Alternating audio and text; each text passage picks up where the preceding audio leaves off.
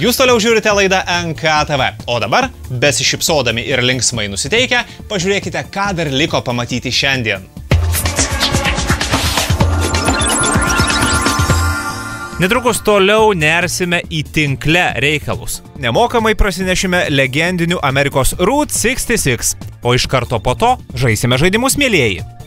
Keliausime į Marsą, kur daužysime marsiečius, bei spręsime portalų galvosūkius viename geriausių šių metų žaidimų – Pocal 2.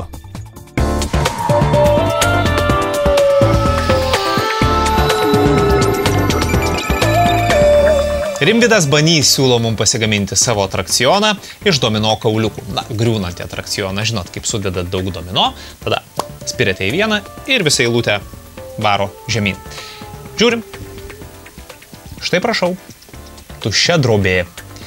Imate domino tokį, dedate, imate domino tokį, dedate, imate domino tokį, dedate. Ai, kaip čia ilgai. Gerai, dabar aš parodysiu greituoju būdu, kaip visą tai veikia. Prašau, šį reikalą sudėjau ne aš, bet parodysiu, kokį grožį galite pasiekti po turbūt vienos kitos valandos darbo. Play!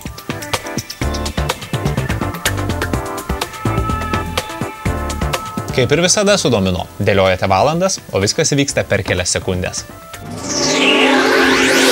Ar esate kada važiavę legendiniu Amerikos 66 maršrutu, taip vadinamu Route 66? Jis eina nuo Čikagos iki pat Los Andželo. Tai yra nuo ežero iki vandenyno. Didžiulis ilgas kelias. Aš esu dalimi važiavęs šio kelio. Bet net tame esmė, nes noriu jums parodyti, kaip galima namuose ganėtinai kokybiškai pralėkti Route 66. Minutė ir visos instrukcijos šiame filmuke. Kviečiu pažiūrėti. So hardly anyone knows how cool Google Street View can actually be. To show you, we're going to drive cross country. So we're going from here all the way to there. On historic US Route 66. Put that in, buckle up. Goodbye, Chicago. So long.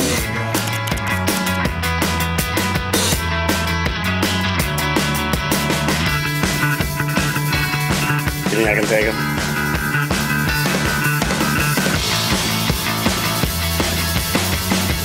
Is that a restaurant? Oh, yeah, restaurant? it is. I'm hungry. I'm gonna pull over, guys. I'm gonna pull over. You know you can just press the button to move forward. Oh yeah, I know, but it's a red light.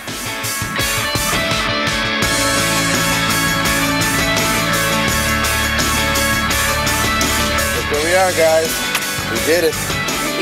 From Chicago to the Pacific. 1, 2, 3. Road trip!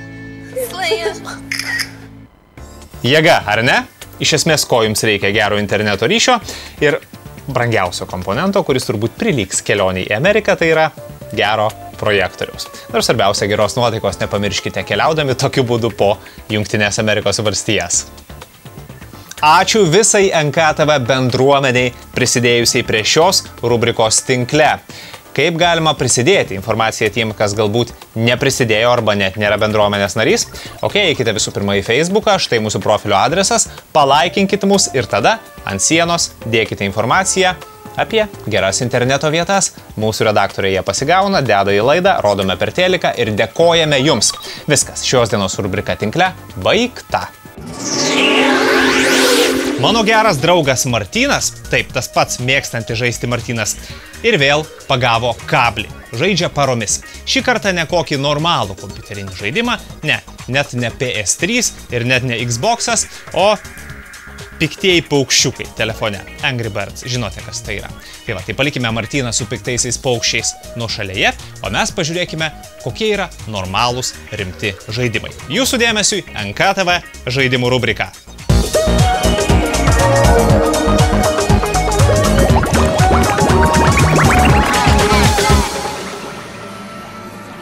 Žaidimų rubriką pradėkime nuo naujienų. Kūrėjai Blizzard suteikia vilties žaidėjams visame pasaulyje, o ta viltis yra apie Diablo. Kūrėjų teigimu Diablo 3 yra paskutiniajame gamybos etape.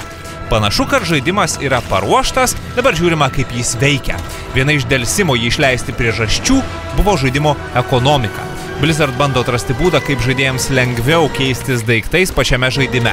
Viena vertus, toks žaidimo tobulinimas yra sveikintinas dalykas, ypač žinant naujų žaidimų kainas.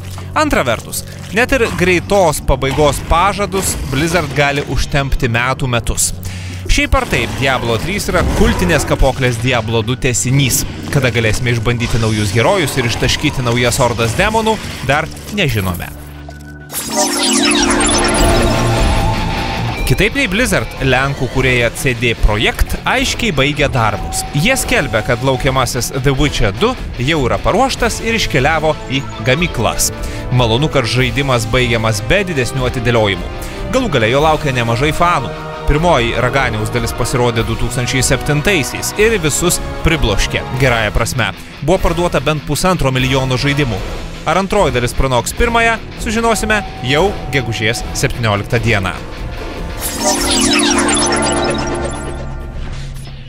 Portal pasirodė 2007 metais ir iš karto tapo kiek netikėtų, bet didžiulių hitų. Šiame žaidime reikėjo keliauti per kambarius galvosūkius. Galvosūkius spręsti padėjo ginklas, galintis sukurti praėjimą tarp dviejų portalų. Visa tai buvo adaptuota iš žaidimo Narbacular Drop, kurio kūrėjus nusamdė garsiojo Half-Life autorius Valve.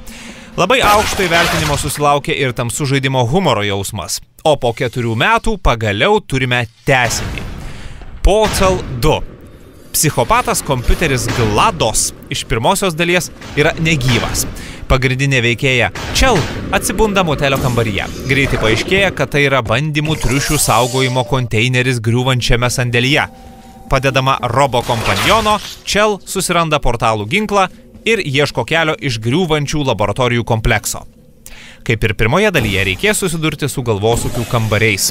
Žaidimo istorija leido kūrėjams pakankamai laisvai keisti jų išvaizdą, tad aplinkos neturėtų pabosti.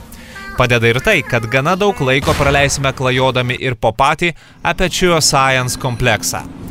Norėdami išspręsti užduotis, turėsime prisiminti įgūdžius įgytus pirmajame žaidime. Vis dar gausime portalų ginklą. Kairys pelės mygtukas šauna mėlyną, dešinys oranžinį portalą. Per juos ir galime keliauti. Dabar žaidimas portalus patogiai pažymi, kad šie būtų matomi net ir per kitas dekoracijas. Niekur nedingo pirmojo žaidimo kubai, naudojami dideliems raudoniems mygtukams spausti. Taip pat grįžo ir jau kur kas svarbesnė šioje dalyje plonais balseliais kalbančios automatinės patrankos. Čia nemažai sužinosime apie jų gyvenimą.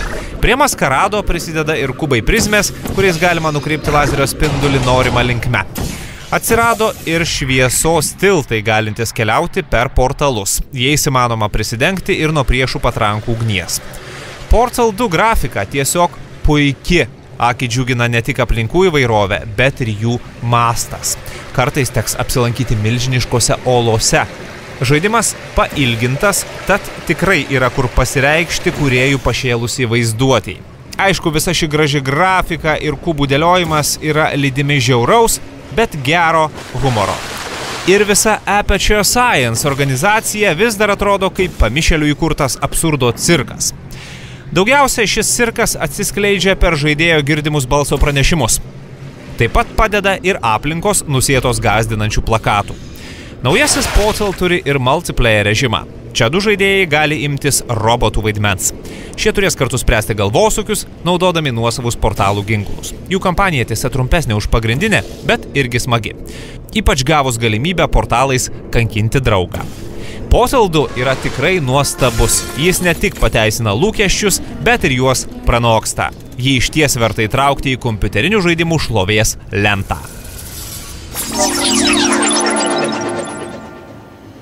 Pirmoji Red Faction dalis pasirodė prieš 10 metį ir leido jums įsijausti į sukilėlio Marso šachtininko Parkerio rolę. Antroje dalyje teko dalyvauti dar viename sukilime, šį kartą Žemėje. 2009-aisiais pasirodęs Red Faction Gorilla įnešė daugybę pokyčių. Žaidimas vyko Marse iš trečiojo asmens perspektyvos. Žemėlapis buvo atviras klajonėms ir pilnas pastatų, kuriuos galima griauti.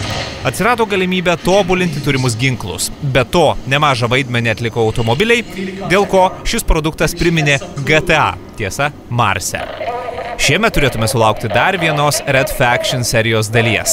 Jos pagrindinis veikėjas Darius Masonas, paskutinės dalies veikėjo anūkas. Marsą ištiko nelaimė. Dėl neaiškios priežasties jo paviršius vėl tapo netinkamas gyvenimui. Kokia staigmena. Dėl to žmonėms teko pasitraukti į po žeme esančius tunelius. Tačiau ir ten nėra ramu. Ilgainiui jos pradėjo puldinėti prabudę ateiviai, su tuo kažkaip susijęs ir pats Darijus, bei išprotėjęs mokslininkas iš pirmosios dalies Čiopekas. Red Faction Armageddon iš žaidėjų atims smėlio dėžę ir galimybę lakstyti kur nori. Šis žaidimas bus labiau orientuotas į misijas. Tačiau kai kurių misijų vietovės bus tokios plačios ir didelės, kad galėsime prisiminti Gorilos dalį. Šiuo metu kūrėjai žada, kad po Marso dangumi praleisime maždaug 1/5 laiko. Visą kitą laiką lakstysime tuneliais po paviršiumi. Tuneliuose be žmonių kaimelių bus pilna Marso gyventojų. Kol kas jų buvo pristatytos tik 2 rūšis. Viena rūšis atakuoja būriais, kita šokinėja sienomis ir šaudo. Bet ne vien šie vabališki sutvėrimai kels rūpesčių herojui Darijui. Kaip įprasta šiuolaikiniuose žaidimuose, egzotiškas priešas skleidžia užkratą. Red Faction marsiečiai globoja specialias gijas, kuriomis galima apauginti žmonių gyvenvietės, tarsi kokiais vijokliais. Kūrėjų paaiškinimu, šie augalai bando suvirškinti žmonių būstus. Taip jie gauna reikalingų medžiagų. Aišku, mes to leisti negalime, todėl didelę svarbą žaidime atitenka pastatų naikinimui. Čia turėsime krūvą įrankių, skirtų priešų ir aplinkos niokojimui. Kol kas vienas labiausiai krentančių į akį žaisliukų yra magnetinis šautuvas. Vienas šūvis pažymi tašką, kitas antrą tašką. Tada taškai pradeda traukti vienas kitą. Taip galima ant ateivę užversti, kad ir visą namą. Taip pat turėsime ir viską lydantį plazminį spindulį. Juo, prireikus, bus galima namą perpjauti per pusę. Nedings ir nanobotų šautuvas, galintis ištirpdyti priešą. Bet kūrėjai žada ne tik masinį griovimą. Bus čia ir toks įrankis kaip nanokalvė, kuris leis atstatyti sugriautus pastatus. Paranku, jei netyčia sugriovėte vienintelės kopėčias į kitą lygį. Tai taip pat leis atkurti sunaikintą priedangą. Dar įdomesnės yra taisymo granatos, atliekančios panašią funkciją kaip nanokalvė. Kol kas žaidimas bent jau vaizdu labiau primena Dead Space negu Red Faction. Kas iš viso to gausis, sužinosime birželio 7 dieną. Tikiuosi, kad šį pusvalandį su NKTV praleidote turėdami gerą nuotaiką. Viskas, šiandien laidą baigiame. Kita laida po savaitės, kitą sekmadienį tokiu pat metu 10:30 per tą pačią televiziją, beje, Lietuvos ryto televiziją. Mes turime ir kanalą, savo kanalą internete, YouTube. Štai yra adresas. Ten rasite senesnės mūsų laidas. Aišku, spauskite patinka mūsų Facebooko grupiai. Už tai taip pat jums esame dėkingi. Tai tiek šiandien, iki kito sekmadienio, sudie.